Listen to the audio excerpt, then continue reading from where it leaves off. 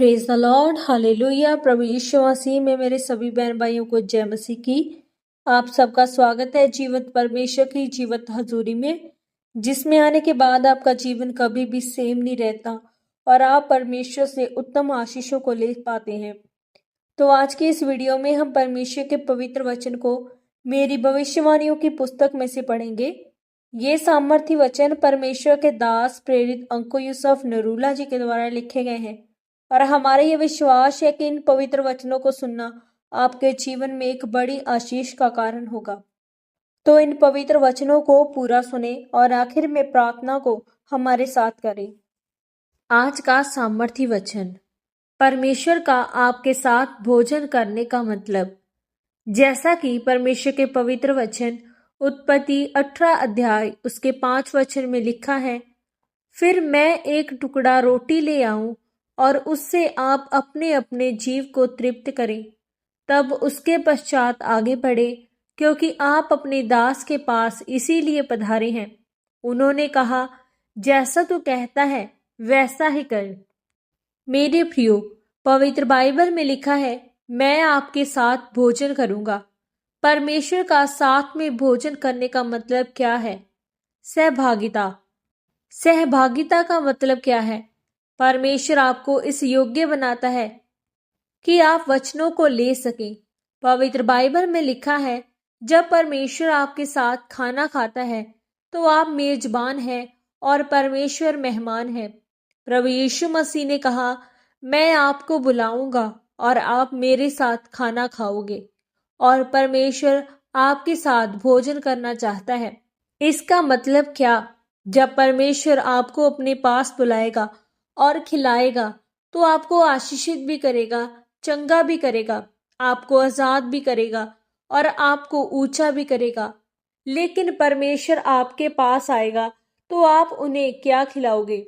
जब आप परमेश्वर के पास गए तो परमेश्वर ने आपको खिलाया, आपको चंगा किया, आप बीमारी से चंगाई पा गए, दुष्ट आत्मा से आजाद हो गए और आप अपनी गवाही दे रहे हो। मेरे प्रियो, एक व्यक्ति अपने बाग में फल ढूंढने के लिए जाता है, उसे कोई फल नहीं मिलता है। उसने माली से कहा, इन सभी पेड़ों को काट दे और इनके जगह नए पेड़ लगा ताकि मैं उसका फल खा सकूं। और माली कहता है, इसको 1 वर्ष और रहने दे, मैं इसमें पानी और खाद डालूंगा, अगर फले तो फले, नहीं तो काट देना। जब परमेश्वर आपके पास आता है तो वो आपको आपके आत्मिक फल खाने को आता है। जब आपके अंदर डर आ जाता है कि मैंने बपतिस्मा लिया तो कहीं मेरी बुआ नाराज नहीं हो जाए।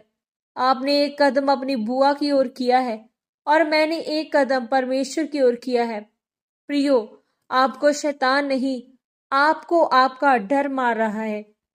मेरे प्रियो, एक लड़की को पता है उसका बेटा चोरी का काम कर रहा है, लेकिन वह उसे मना नहीं कर रही है। क्यों? अगर वो मना करेगी तो उसका भोजन, चूल्हा, पानी सब रुक जाएगा।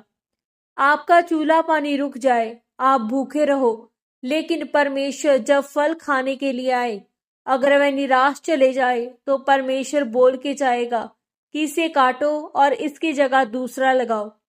इसीलिए कई लोग नाम के मसीही हैं, लेकिन आशीष उनके पास नहीं होगी। क्यों? परमेश्वर आपके पास आए थे पर वापस चले गए। आपके फल को ना देखकर उन्होंने देखा आप अभी भी गालियां दे रहे हैं, अभी भी आपको समाज का ज्यादा डर है, आपको मिशन का ज्यादा डर है, लेकिन परमेश्वर के वचन का डर आपको अभी भी नहीं है। मेरे प्रियो, लिखा है, मैं आपके साथ भोजन करूंगा, मैं आपको खिलाऊंगा, आशीषित करूंगा। लेकिन आपको होना चाहिए कि जब भी परमेश्वर आपके पास आए तो वह आपके अंदर फलों को पाए। जब परमेश्वर ने चाहा कि अब्राहम को आशीष देनी है तो लिखा है, दूत उसके पास आए और उसने दूतों को खाना खिलाया। उसके बाद उसकी जिंदगी में वो वादा पूरा हुआ जिसको देने के लिए परमेश्वर उसे अपने पास बुलाया था। आमीन। सामर्थ्य वचन के अनुसार प्रार्थना। सर्वशक्तिमान परमेश्वर, इस वचन के लिए मैं आपका धन्यवाद करती हूँ।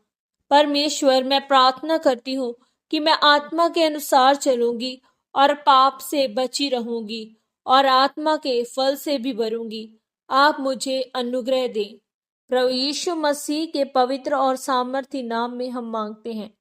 आमीन, आमीन और आमीन। आज के इस पवित्र वचन के पढ़े और सुने जाने के द्वारा परमेश्वर आप सबको बहुतायत से आशीषित करे। सबको जय मसीह की।